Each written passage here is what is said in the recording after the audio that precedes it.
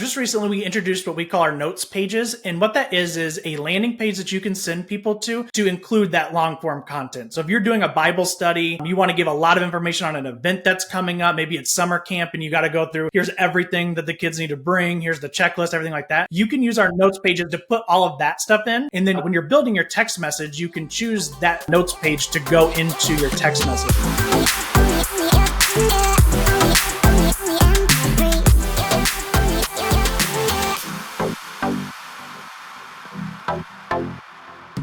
Welcome to the Tech in Church podcast, where we talk to everyday church communicators who use simple tech tools to go from frazzled to focused. I'm your host, Jeanette Yates, and while my co-host Nina Hampton is out on maternity leave, we still believe you should spend less time worrying about technology and more time doing what you love in your ministry and in your personal life. Today's episode is a very special edition of the podcast. Joining me is guest favorite, Caleb Miller. He's also the Chief Experience Officer at Text in Church. He joins us every season on the podcast. We love having him here. He's according to him, and I think a lot of people too, he is our most popular guest. And I'm going to be talking to him today about the most common tech tool we use, our cell phones. And listen, there's a lot. I have a lot of questions for you, Caleb. We're going to be diving in today. I need to know about short codes. What's the deal with that? What's going on with this verified number business? Are 800 numbers even still a thing? How do cell phone carriers affect and impact our ability to send messages to our church community? Caleb, you're going to break this all down for us today so that we can confidently communicate. Is that right? That is right. That is right. Yeah. So there has been a lot going on. If maybe, those of you who are just in the weeds in the church space, you don't get as much technology news as Caleb and I do, being in the texting field. But there's a lot going on with cell phone carriers. Things are changing. You may know this as a church leader, like you're getting a lot of text messages. There's all this stuff going out about security and safety and all this. We just want, Caleb, you to tell us as church leaders what we need to know about cell phone carriers and how they're affecting our phone numbers and what we need to do to make sure that our most important message is getting out to our church community. So let's dive in. Question number 1. Tell me about this verified number situation. We are having our members verify their numbers. What does that even mean? Yeah, so this has been coming down for the last couple of years.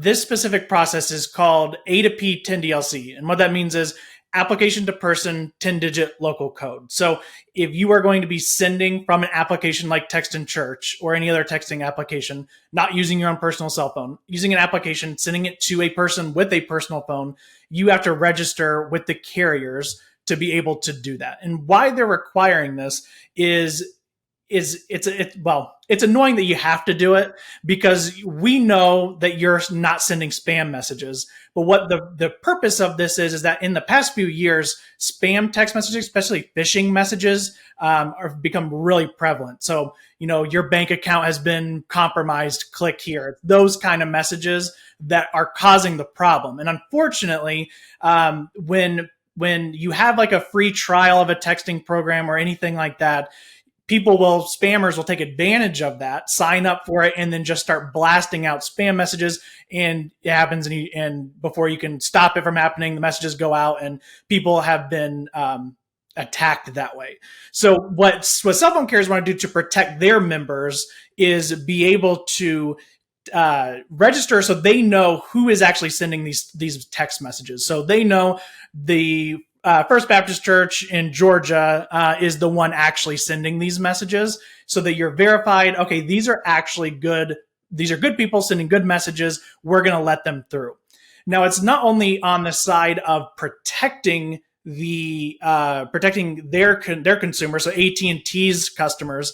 It's also beneficial to you as the church to register as well. Well, now you have to. You don't really have a choice. Your messages will not go out if you don't. But there is a benefit that we didn't have before. Your sending speeds are faster and the message deliverability is really high. Before in the past, when they would try to filter out spam messages, it was kind of shot in the dark. Well, maybe this is spam. We're not going to let this one go through.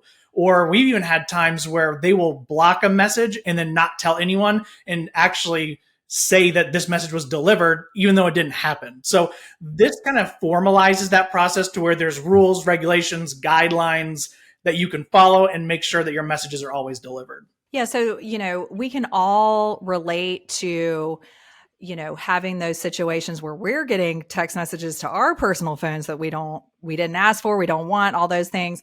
This is a way for you to know as a church, hey, I'm going to verify this number. The system, the cell phone carriers are going to recognize this, and my messages are going to go through. And my church members, you're also protecting your church members. That way, you can say like, we've got this verified number. If you see a message coming from us, it's from us. All that kind of stuff.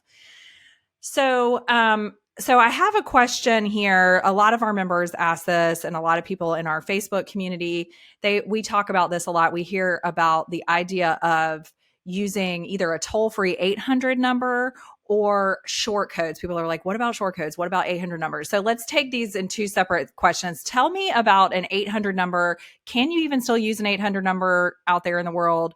Why would you, what's the deal with 800 numbers? Caleb, break it down. Yeah, so 800 numbers are still a thing. You can still use them. The only problem with 800 numbers is that you cannot send a link in a 800 number without it being verified as well. It's a very similar process, but the process actually takes longer. So to get registered for A to P10 DLC takes between 5 to 8 days. To do a toll-free number, it takes about 14 days. So on minimum 14 days. So you could send, but you won't be able to send links, and that's not really helpful. So they are viable. I personally, and what we've seen, like we've been doing this for 9 years now as a company, 800 numbers just feel inauthentic because it's like the infomercials. I was going to say, it sounds like an infomercial. Yeah, exactly. Yeah. To call to get the CD set, you always call the 800 number. Caleb, don't tell people how old we are, for goodness sakes. Oh, that's true. That's true. Sorry about that. But yeah, so that's really, it is an option. It's just not the best option. Just for the person now, like personalization. Right. So at Text in Church, when we meet with churches, when we work with them one-on-one, when we, I just got off a live training just a few minutes ago with some of our members. The whole point of using texting is that it's a great way to have a personal connection. So while, yes, of course, sometimes you're going to send out that all blast that, Caleb, we live in Florida. There's a hurricane coming, right? We got to tell everybody one blast message, right? But for the most part, you're using texting to engage in conversation, touch base with people throughout the week, that kind of thing. And for that, you're going to want to use that local 10-digit number that you verified and all of those things. So yes, right. 800, no, yes. Go get your CDs in the middle of the night, right? All right. And then, so a lot of people want to know about short codes too. And so short codes used to be more popular than they are now, but every now and then we still get questions about that. Can you talk about what's going on with short codes? Yeah. So that is a completely different subject, even than 800 numbers and A to P10 DLC. So short codes, right around the same time they were introducing A to P10 DLC, they said that shared short codes. So if Text in Church bought a short code and then let all of our members use it, because we used to do that. If you do that, you're no longer able to do that anymore. They don't want shared because it goes back to the spam compliance of when 1,500 people are sharing this one short code, they don't know who was the one who actually sent a spam message if it did go out. There was no identification piece there when sharing it. So short codes are still available, and actually you can get one through Text in Church. They're just very expensive. Like they do exist, but they cost about between like $10,000 and $12,000 a year, and that's just like that's not like you'll see this with any texting company. They'll probably provide it, and it'll all be about the same price. Everyone just does pass-through fees on those. So those are not anything. No one's making money on short codes. They just cost that much. So if you can afford it and that's the route you want to go, absolutely, you can come talk to us. We'll be able to set that up. It does take a lot longer even than A to P10 DLC or toll-free. It's like 45 days to get that set up. So you're looking at a really long setup time plus the fees. They do have higher sending speeds though. So there is the plus side on that. So it is available. It's just, I would say not as accessible to most people. Most churches, that's right. Than what one of the things I've always told people, when talking to them on our trainings and things is, it seems like, so the short codes are typically 5 digits and people are like, 5 digits is so much easier. than 10 digits.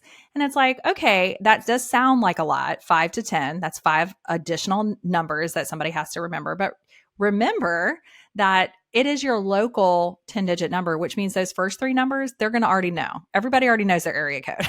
Yep. So really you're talking about Exactly. Yep. 7 to 5, and that doesn't sound so bad. And then of course we have ways that you can share the phone information so people can save it in their contacts, so they're not even having to remember it, right? Or they can use a QR code so they don't even have to type it in the first time. So, if you have any questions about that and want to reach out to us, we can walk you through all those things. But we highly recommend that 10-digit local phone number, because that's just more personal, y'all. That's what people want to get a message from. Okay, so we've kind of talked a little bit about this next question. So if there's anything else that you want to tell us about, how, we can have a great message, we can put it in, we can send it out. Is there anything else that we need to know about how cell phone carriers manage the texting and how it might impact our ability to send messages as a church? Is there anything else that we might need to know? Yeah, even when you're registered for A2P10 DLC, there's still always a chance that they may block your message. I mean, it's much lower of a chance since you're registered, because you've pretty much been verified at that point. But it's still always best to follow best sending practices. So, I send during the weekday hours, keep your messages less than 160 characters. I know it's really tempting and sometimes you can't get it, just over the edge. You have to do 2 parts. Keep it as low as you can, because that's going to be easier to read. It's going to go through. It's not going to get broken up into multiple parts. And then just kind of sticking to, always including your name in the message. There's even more benefits for including your name. iPhones, if that person doesn't, kind of going back to talking about, having your contact information, if you always include your name, either your church name or like your name specifically in the text message, when an iPhone gets it, it'll use Siri's predictive software, and it will say, I actually got it this past weekend. It said maybe Pastor Josh on one of the messages that I got, because I hadn't saved it. So following best practices that carriers encourage also have other benefits than just not getting your message blocked. They have other benefits like that. That is so true. And I did not even think about that, but you're right. That's such a great point that, the more personalization we can even add to the message increases the deliverability. Now, you did mention something about, the best practices is, cell phone carriers love 160 characters. However, sometimes, Caleb, we as church leaders, as ministry leaders, as pastors, as devotional leaders, sometimes the message that we feel called to share is going to be longer than 160 characters. And so, and this is something we talk with churches about all the time. Now, of course, we have a system in place inside Texan Church that, our system, the pricing is done by outgoing message only. So we do have a way that even if your message does sneak into that 2 message segment, potentially, because we don't know if the cell phone carrier is going to break it up or not. But if it's potentially that 2 messages or 3, our system's only going to charge you for 1 message. But there's another way that churches can get their message out, even if it's a long message. So I want you to go through our new notes feature, and then we'll talk about that last one. We'll hold that for the last one. But tell us about the notes feature inside Texan Church and how it can help if somebody really does have a long prayer or some sermon notes they want to share. Tell us how they can do that inside Texan Church. Yeah, so just recently we introduced what we call our notes pages. And what that is a landing page that you can send people to include that long form content. So if you're doing a Bible study, you want to give a lot of information on an event that's coming up. Maybe it's summer camp and you got to go through, here's everything that the kids need to bring. Here's the checklist, everything like that. You can use our notes pages to put all of that stuff in. And then you can, when you're building your text message, you can choose that notes page to go into your text message. So you have your, hey, summer camp's coming up, and then you can click the link and to view more information. So you can put that in there. Your message is super short and sweet. They can click the link and go to it. One of my favorite features of the notes pages is that we have a call to action button at the bottom of every page, to where you can then link it to other things. So if you wanted to string together, maybe you wanted one notes page to have a Bible verse on it because you didn't want the page really long, you could have it then go to, they could click a button and then go to your like devotional of that verse. So you could like string these pages together. The other good thing is you could actually string together connect cards and notes pages. So then once they read that, maybe it is summer camp, you ready to sign up, click the button, and then it can be strung to a Connect card that is a seamless experience to then fill out that Connect card after they get done reading. Yes. And the notes pages, I just love them because like I said, we work with pastors all the time, and sometimes they, it's that prayer that they want to send somebody. So sometimes, right now you're talking about a message you might send to a lot of people, but sometimes you want to send a message to just one person, but you're going to pray over them, and that may be longer. And so you might want to send that notes page that has a way. But there's also, now you get to talk about it. There's another way that pastors can use the text and church system, or any church leader can use the text and church system to send a personalized message, and that's through our video pages. So we just talked about notes, which is like basically, y'all, you can put a 5-paragraph essay in there. I think it'll fit those notes pages, but there's the video pages too, and that allows you to, well, I'm gonna let you tell them. You tell them, Caleb. Yeah, you're good. You're good. Yeah, so the video pages is very similar to notes pages, except obviously you can put a video on it. So when sending a video through a text message, the video file has to be really small, because with SMS messaging, it's not like iMessage between two iPhones. Like when you have the blue dots in your iPhone, that's going through the internet. So sorry, I'm getting some, I'm nerding out here with some. He's getting some into it, y'all. Stuff, but that's okay. That's okay. We love it. So when you're texting between two iPhones, that's through the internet. So you can send huge, massive files, 15 pictures, 3 videos. You can't do that through SMS text message, which goes through cell phone towers. So what we've done is we've made video pages that you can send that in a link. So you can have the high quality video, the really long text, but include it in the shortened version with a link to click on.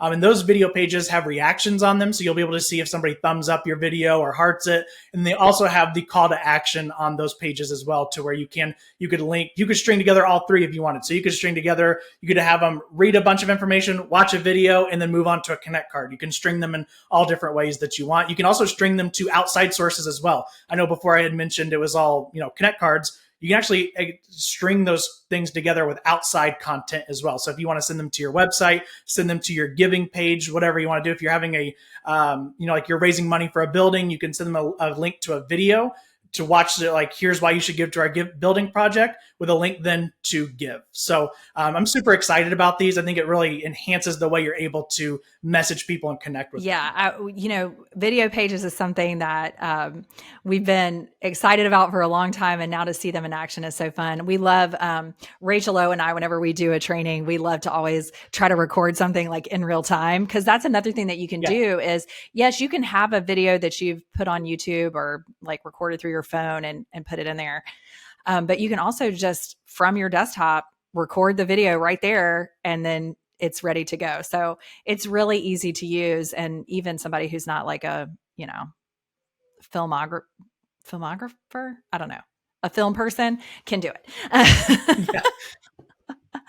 Oh my goodness. And the ability to record those videos is, I think, really cool, because you could add it as a part of your guest follow-up sequence. Yes. You could send yourself a reminder message in the automated workflow. Hey, go record this person a personalized video. You go then record it and send that person that video. Right. So I think it's a super great way to connect with people in a kind of a different way. Yes, it's again, we started talking about the personalization way at the beginning of the podcast, and then you were still talking about that, because ultimately it's the connection that's going to make the most difference, right? It's not the magic words in the text or the email, but it's the connection that you make with your guests, with your members, with the people on your leadership team that's going to make the lasting difference. Caleb, I want to know, is there anything else? Do you have any other tidbits that you can share with our people before we head out today? Any other exciting things? Oh, you can say that's a great question. I'll kind of let everyone in on a little bit of a secret project that we've been working on. So this is a feature that is coming very, very soon that people have been requesting for a really long time. We'll soon be able to have the drafts section, or what we're calling quick replies, to where you can write your messages ahead of time and then be able to access those whenever you're messaging. So if you need to send out recurring messages and you want to make them really short and you can't remember the wording, you'll be able to have those. You'll have some stuff like that. So we're trying to make the process of sending messages easier and quicker, along with getting you registered and giving you all these tools. That is so great, because you know what I do right now is I have my notes app. And that's where all of my saved replies for any text that I send out, that's where I house them. So now I know I will be able to do that inside the Text in Church, which, guys, I kind of did already know that. So he already told me ahead of time. But just so you know, like, you may be doing that. You may have a doc or, a Google Doc or a notes app or something that you're using right now. Well, now we've got you covered, and that's going to be coming soon. They've been working on that. So I'm really excited about that. I know we've got a lot of other things coming up, but I always love having you on the podcast. Again, you are one of our favorite guests, and we appreciate you. I'm sorry Nina couldn't be here today, but she's kind of busy on maternity leave. So we're sending her all the best until she's able to join us again. Thank you so much, Caleb. That's a wrap on today's show. We would love to hear from you. Head to the comments of this video and share your tips or questions. And if you want to learn how to use more tech in your ministry so that you can spend less time worrying about technology and more time doing what you love in your ministry and your personal life, be sure to subscribe wherever you're listening to this episode so you will not miss our future episodes.